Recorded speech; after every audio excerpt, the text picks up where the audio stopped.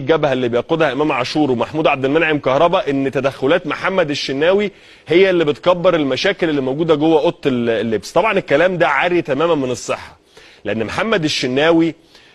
واحد من اهم الكباتن اللي جم في تاريخ النادي الاهلي، لعيب مهم جدا، لعيب القاسي والداني بشهد له بالاحترام والادب والاخلاق والقياده جوه الفرقه. وانا هنا مش بتكلم على راي ابراهيم عبد الجواد، انا بتكلم على راي كابتن محمود الخطيب اللي هو واحد من رموز واساطير النادي الاهلي ورئيس مجلس اداره النادي الاهلي، اللي عمره ما يحط ثقته في حد ولا في لعيب غير لما يكون عند قدر هذه الثقه